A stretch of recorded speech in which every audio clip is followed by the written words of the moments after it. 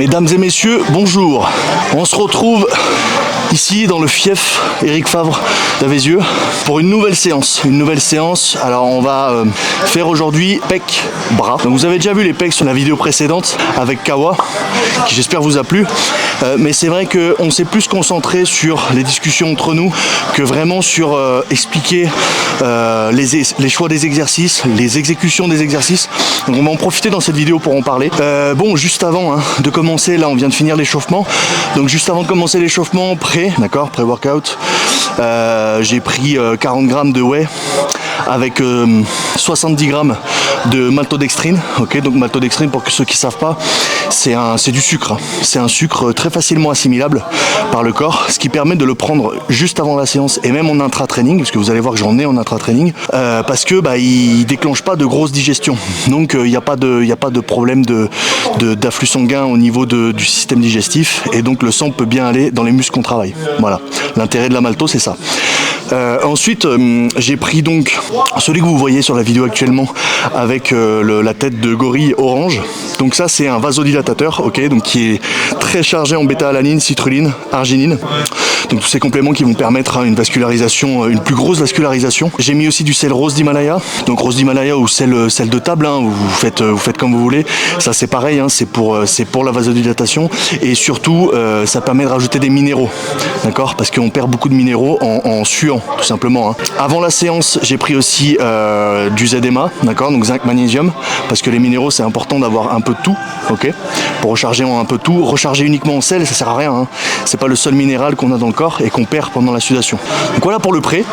Pour ça, d'ailleurs, je voulais faire une parenthèse, tout ce que vous voyez là, tout ce que j'ai pris en pré, j'y ai pris chez mon ami Eddy. Bientôt, je pense, monter un site internet pour pouvoir vendre sur le national. Ok, donc c'est un passionné, d'accord, c'est un ancien compétiteur de haut niveau, c'est un très très gros passionné, c'est un mec qui met la tête dans les bouquins pour vous sortir les meilleurs compléments possibles. Ok, c'est pas un gars qui prend des trucs comme ça et qui les revend, d'accord, c'est un mec qui fait ses propres recherches et qui essaye d'avoir les meilleurs compléments possibles pour être le plus efficace possible, d'accord. Donc je vous conseille d'aller le voir. Je vous mettrai de toute manière son lien Instagram en cliquable sous la vidéo, comme ça vous pourrez voir ce qu'il propose. Ensuite, on s'est échauffé, ok, l'échauffement c'est un truc trop négligé, trop négligé. Donc là vous le voyez pas, on l'a pas filmé, mais petit échauffement cardiovasculaire, donc tapis pendant 10 minutes. Ensuite, bon, sur l'échauffement, faire monter le rythme cardiaque c'est bien, ok. Ensuite il faut échauffer un peu toutes les zones qu'on va travailler. Donc là sur une séance pectoraux bras, ok, on va commencer par les pecs, forcément le plus gros groupe musculaire qui en demande le plus nerveusement parlant. Donc j'ai échauffé toute la zone. Quand vous faites les pectoraux, vous faites du développé couché. Sur un développé couché qui est un mouvement polyarticulaire, il y a plusieurs articulations qui rentrent en jeu, d'accord, comme son nom l'indique, donc plusieurs muscles. Donc sur les pectoraux, on va travailler quoi? On va travailler l'avant d'épaule, on va travailler les triceps et on va travailler les pectoraux, d'accord. Et il y a toute la partie des omoplates aussi qui va bouger quand on va faire les pectoraux, d'accord. Donc on a échauffé toute cette partie-là. Donc le premier exercice d'échauffement que vous voyez, il est très important. Pourquoi? Pour échauffer la coiffe des rotateurs. D'accord, l'articulation de l'épaule, dont la coiffe des rotateurs, donc les omoplates, c'est une articulation très chiante et sur laquelle on se fait des blessures très rapidement. Donc c'est très important de l'échauffer. Sur cet exercice-là, je vois trop souvent des gens le faire en salle avec des haltères. Les gars, les haltères, ça ne sert à rien sur cet exercice-là. Il y a un principe de base qu'il faut comprendre, ça s'appelle la gravité. Lorsque vous prenez une haltère et vous faites ça, l'haltère, elle vous tire vers le bas, d'accord. Moi, je veux que la force, elle vienne de là-bas. Donc là, vous comprenez bien que ça sert à rien. Donc arrêtez de faire ça. Du coup, on utilise quoi? On utilise une poulie, ok. Et le principe, c'est pas de faire ça. Le principe, c'est d'aller chercher la contraction maximum de ce côté-là en gardant le coude le plus collé possible au buste, sortir la poitrine, ok. Et une fois qu'on a la contraction, on la garde pendant 1 à 2 secondes et on relâche tout doucement. D'accord, en gardant la tension toujours. Ok, c'est ça un échauffement. Pourquoi on fait ça? Sur les muscles de la coiffe des rotateurs, vous avez 2 muscles au niveau de l'omoplate qui s'appellent l'infraépineux et le supraépineux. D'accord. Pourquoi on appelle ça infraépineux, supraépineux? Parce que sur l'omoplate, vous avez une crête.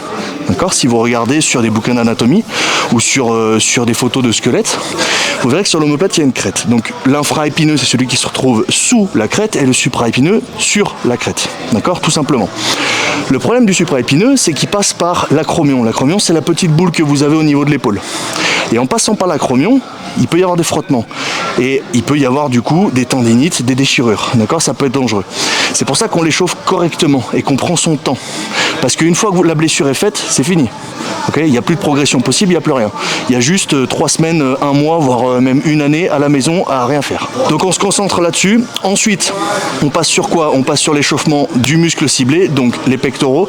Sur l'échauffement des pectoraux, moi je choisis de l'écarter pour l'isoler et je choisis de le faire en unilatéral. Pourquoi? L'unilatéral, sur de l'écarter, vous permet quoi? Une bien plus grande amplitude. Okay, si je le fais avec les 2 mains, à la contraction, je suis limité ici. Si je le fais à une main, je peux venir jusque là. Donc sur un échauffement, c'est bien plus intéressant d'utiliser une amplitude complète. Okay, comme ça, on peut échauffer le muscle sur toute l'amplitude possible et diminuer de ce fait les risques de déchirure ou de rupture tendon. Ensuite, on a échauffé donc les pectoraux, on a échauffé la coiffe des rotateurs. Okay, qu'est-ce qu'on échauffe ensuite? Les triceps. Donc échauffement des triceps, pareil, je choisis de le faire en unilatéral, tranquillement. On va se faire 1 à 2 séries, ok, on compte pas forcément les reps, le but c'est pas de se griller, donc on met pas lourd et on s'échauffe les triceps. Une fois ceci fait, je passe à l'échauffement sur l'exercice que je vais faire, le premier exercice que je vais faire. Donc je fais ce qu'on appelle une montée en charge. Donc je vais prendre mon exercice, je vais installer mon banc comme il faut, je vais appliquer tous les paramètres que je vais utiliser pendant l'exercice à une charge peu élevée, ensuite je prends une charge modérément élevée et ensuite j'arrive à ma charge de travail. Je tiens à préciser que j'ai jamais autant parlé, donc les pré-workouts ils marchent de fou les gars, voilà. Confirme.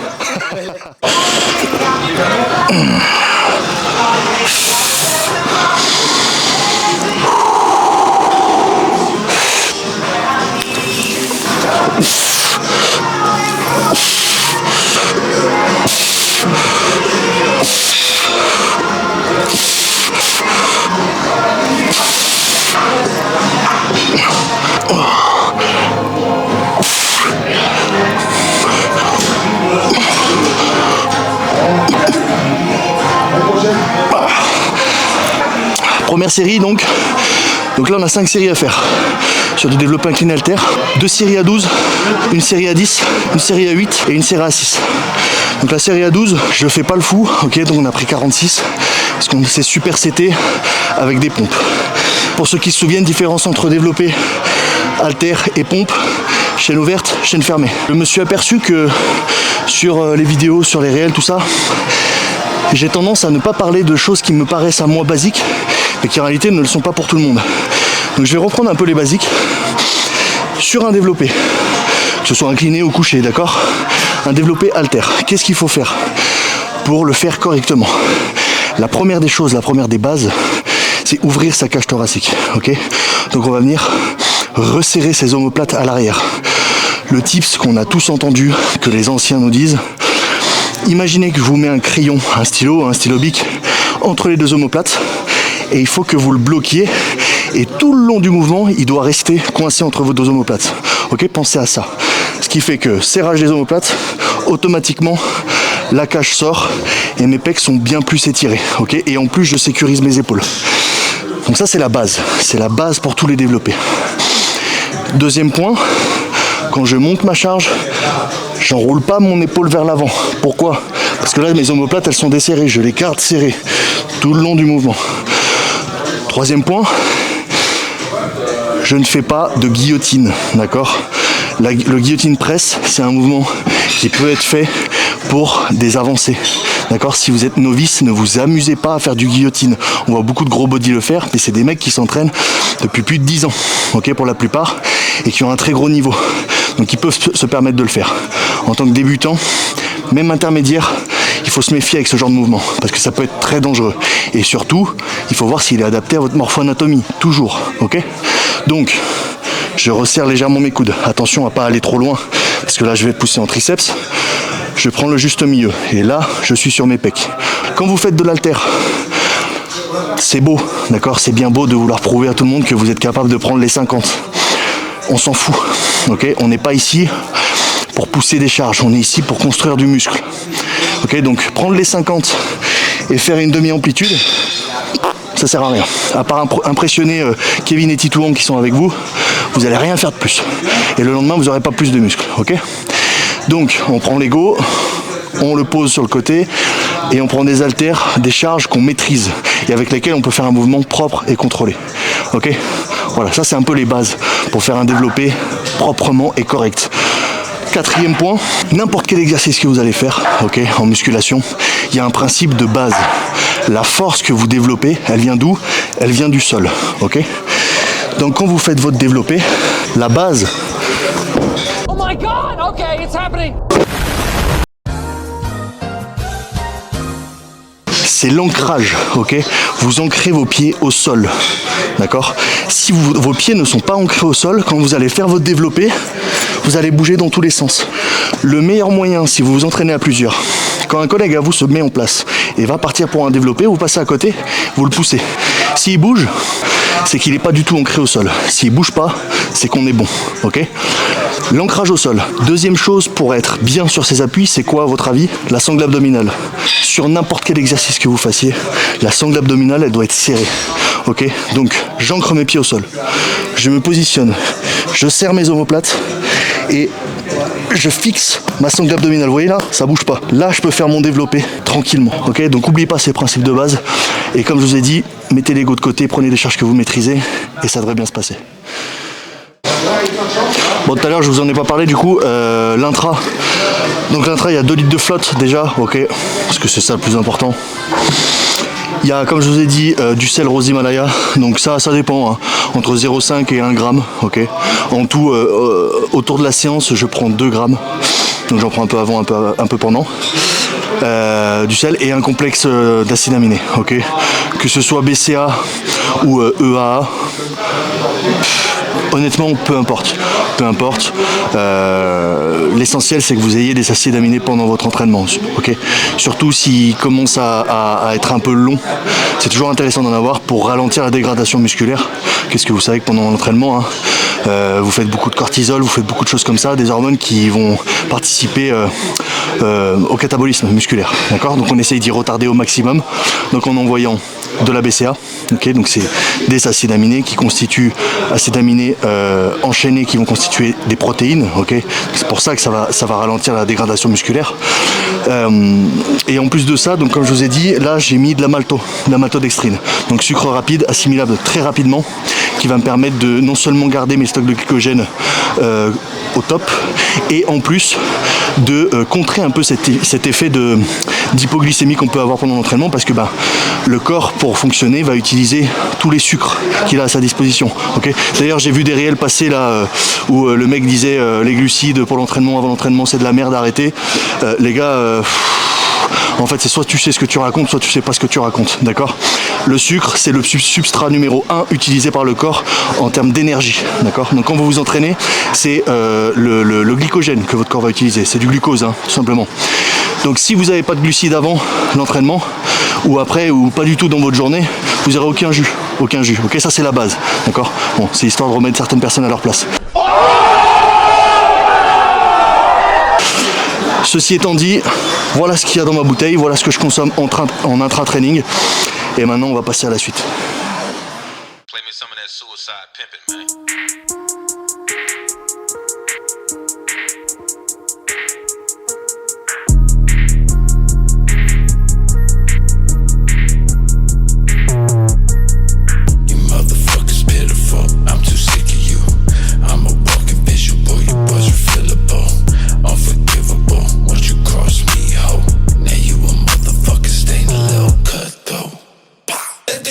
Back, nuts, fake, drug game, ain't the same. Savage tatted on my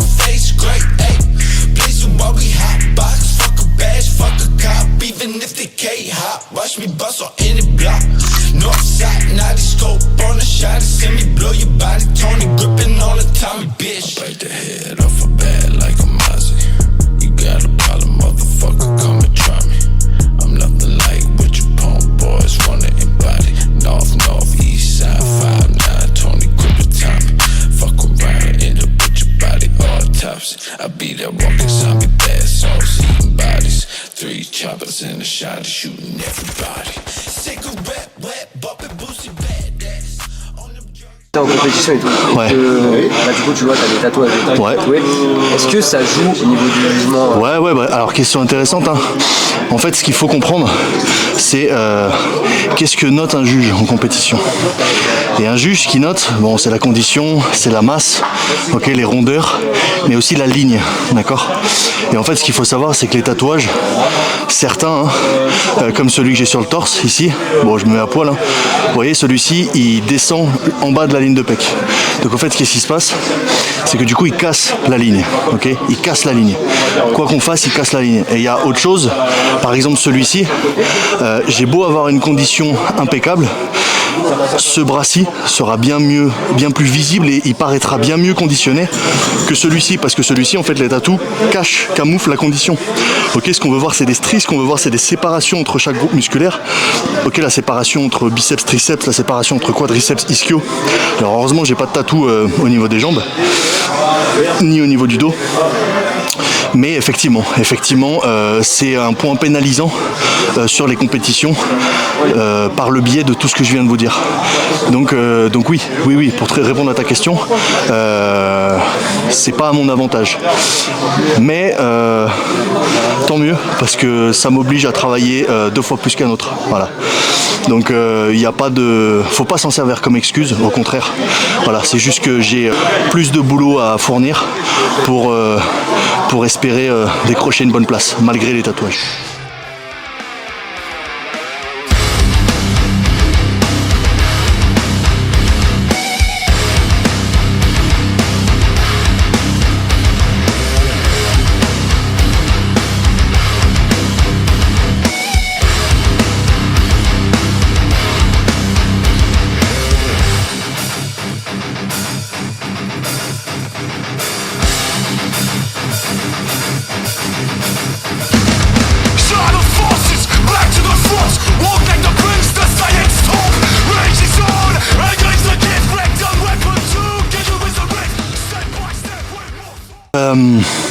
Autre chose, je vais parler des développés, ok, mais ça s'applique en réalité pour pas mal d'autres mouvements. Garder une amplitude active, ok, garder une amplitude active. Qu'est-ce que ça veut dire? Sur un développé, couché ou incliné, le problème c'est que vu qu'on est sur des charges libres, arriver en haut du mouvement, d'accord? Là, quand je suis en haut du mouvement, qu'est-ce qui se passe? Gravité, ok, comme d'habitude. Donc la gravité, elle va faire quoi? Mon bras, il est pile poil dans l'axe de la gravité.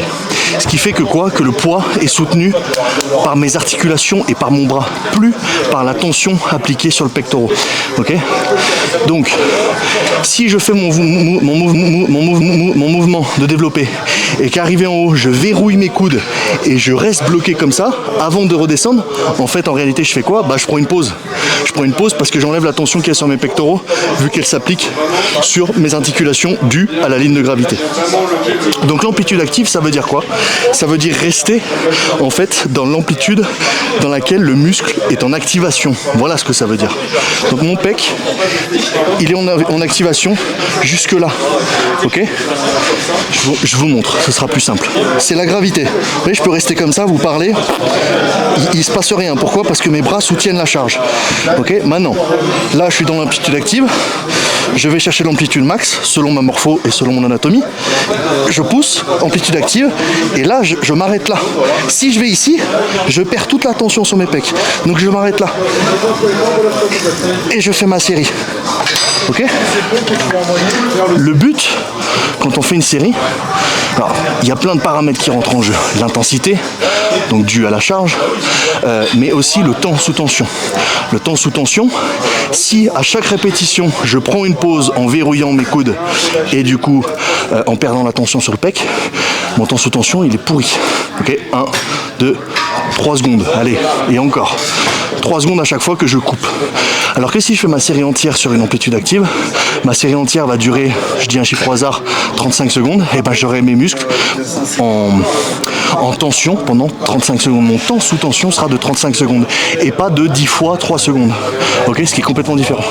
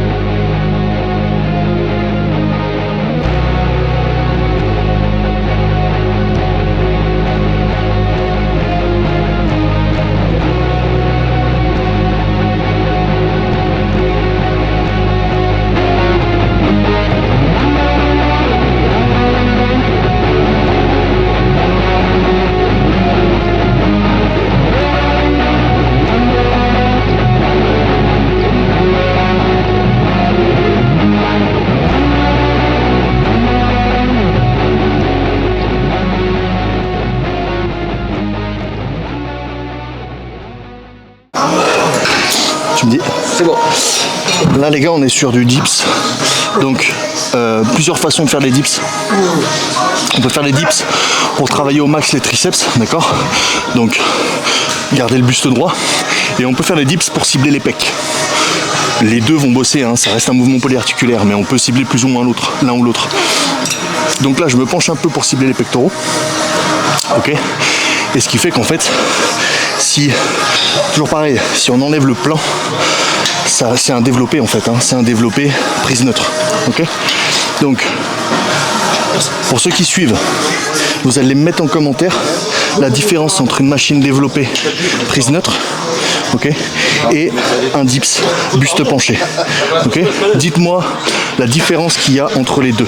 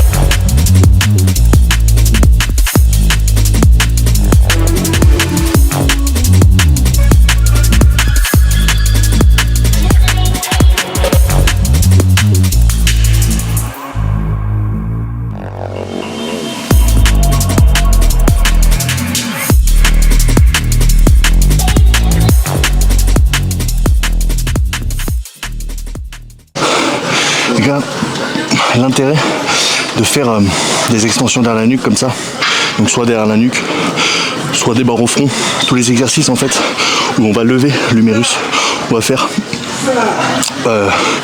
une abduction du bras, ça va être utile en quoi? Le triceps, dans le triceps il y a la longue portion, ok? La longue portion, comme la longue portion du biceps, elle est polyarticulaire. Donc elle va se rattacher sur l'omoplate derrière, ok? Donc le tendon, il va de l'omoplate jusqu'ici. Donc le fait de lever le bras comme ça, bah, tout simplement, je viens étirer cette partie-là de mon triceps, ok? Puisqu'il est rattaché sur mon omoplate derrière. Et en l'étirant, je la mets en tension tout de suite. Avant même d'attaquer mon exercice, ma longue portion est en tension. Donc en fait, tout simplement, le fait de faire des exercices de triceps comme ça, avec l'humérus levé, ça permet de cibler un peu plus la longue portion. Okay, je dis pas qu'on isole totalement la longue portion, c'est impossible, mais ça la cible un peu plus parce que ça applique un peu plus de tension sur elle, sur celle-ci.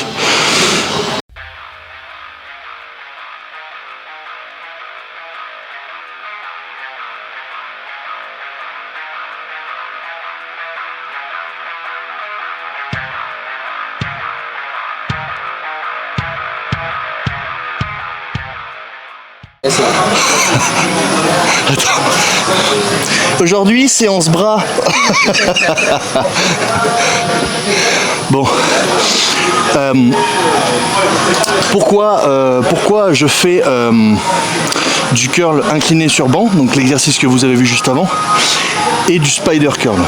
Quelle est la différence entre les deux? Spider curl, j'ai les humérus en avant par rapport au buste. Ok. Curl incliné. Bon, je vais pas le mettre comme ça, sinon vous n'allez pas voir. J'ai les humérus en arrière par rapport au buste. Alors, comme je vous ai expliqué pour le triceps, sur le triceps, il y a une longue portion. Sur le biceps, c'est la même chose. Sur le biceps, on a une longue portion aussi. D'accord ? Cette longue portion, du coup, elle est, comme pour le triceps, elle est polyarticulaire. D'accord ? Donc, elle monte, elle passe par l'articulation de l'épaule. Donc, en fonction de la position de mon humérus par rapport à mon buste, j'étire plus ou moins cette portion. Plus mon humérus, sera en arrière, plus je vais étirer la longue portion du biceps. Ok ? C'est sur cette portion, d'ailleurs, sur le tendon de cette portion, que la plupart du temps, il y a des tendinites. Quand on dit tendinite d'épaule, en réalité, c'est pas vraiment de l'épaule, c'est tendinite du tendon haut du biceps long, enfin de la portion longue du biceps. Ceci étant dit, plus je veux me mettre comme ça, plus je vais étirer cette longue portion. Et quand j'étire la longue portion, qu'est-ce que je fais ? Je la mets en tension, d'accord ? Donc ça veut dire que quand je fais mon curl incliné sur banc, là, j'étire ma longue portion. Donc elle est déjà en tension. Donc quand je vais faire mon curl comme ça, qu'est-ce qui se passe ? Ma longue portion s'active mieux, puisqu'elle est déjà en tension avant même que je commence le mouvement. Il y a ce point déjà, et il y a un autre point, la relation tension-longueur. Souvenez-vous, je vous en ai parlé dans une ancienne vidéo. C'est quoi la relation tension-longueur ? Un muscle, sa position la plus forte, un muscle, vous voyez, donc il y a ce qu'on appelle le ventre musculaire. Le ventre musculaire, c'est le muscle, tout simplement. Et ensuite, on a les tendons, d'accord ? Donc, sur les tendons de chaque côté, le muscle il va être le plus fort quand d'un côté, on est étiré et de l'autre, on est contracté. Ça, c'est la position la plus forte d'un muscle, d'accord ? Donc, c'est simple à comprendre. Quand je suis là et que je vais venir contracter, qu'est-ce qui se passe ? Ma longue portion, elle est contractée sur le tendon du bas et elle est étirée sur le tendon du haut. Donc, il est dans sa position la plus forte. Donc, dans la position dans laquelle il peut développer le plus de force. Et du coup, créer le plus de viande. Ok ? C'est tout simple. Ensuite, spider curl. Là, qu'est-ce que je fais ? C'est exactement l'inverse. Je raccourcis la partie haute de mon biceps long, de mon chef long du biceps, d'accord ? En faisant ça, je la raccourcis, ok ? Ce qui fait que il n'est pas dans une position où il va avoir une grosse tension par rapport à l'ancienne. Donc je vais mettre plus l'accent sur la portion courte de mon biceps, tout simplement. Donc dans un exercice curl incliné halter, je mets l'accent sur ma longue portion, et curl en spider curl, je mets l'accent sur ma courte portion. Ok ? Voilà la différence entre les deux exercices. C'est bien de faire des exercices que vous voyez sur Instagram, mais c'est encore mieux de comprendre pourquoi.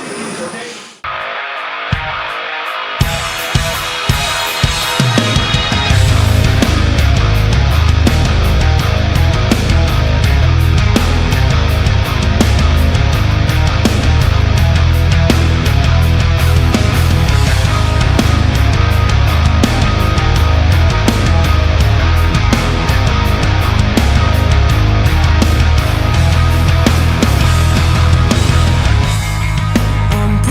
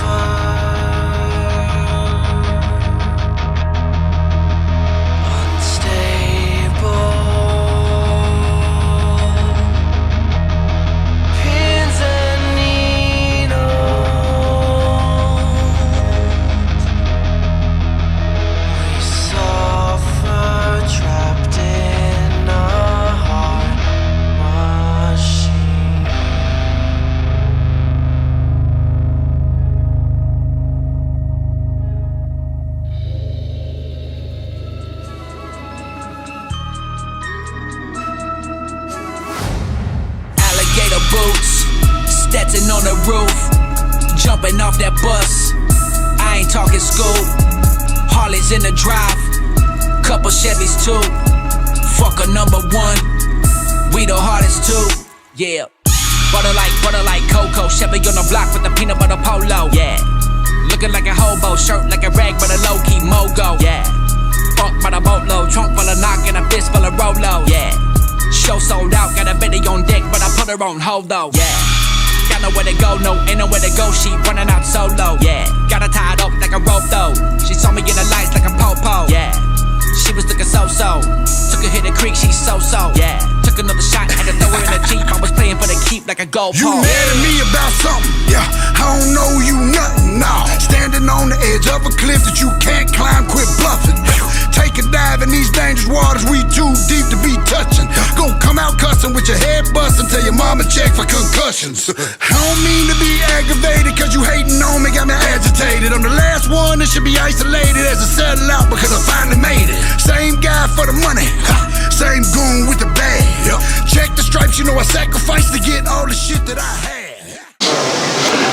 Bon ça y est, hein, fin de cette vidéo, donc voilà, pec bras, les bras en superset comme vous l'avez vu à la fin, toujours le même format, des tips, des conseils, beaucoup de motivation, beaucoup d'intensité, vous commencez à me connaître, vous commencez à connaître ma manière de m'entraîner et ma manière de voir les choses, donc voilà, je vais pas faire une outro à rallonge comme je fais d'habitude, je vais prendre le post-workout tranquillement, ensuite rentrer à la maison, manger mon repas. Donc on est sur du riz et du bœuf, hein, je mange un peu plus de glucides en ce moment, histoire de remplir un peu, d'accord. Et puis voilà, merci encore à tous, d'accord. Merci à tous ceux qui commentent, merci à tous ceux qui partagent et qui likent la vidéo. Pensez à le faire, d'accord. Si la vidéo vous a plu, pensez à vous abonner, pensez à activer la cloche. Voilà, merci à tous, merci encore à Eric Favre pour nous permettre de nous entraîner dans ce cadre-là. Et puis voilà, on s'arrête là. Allez, merci, ciao.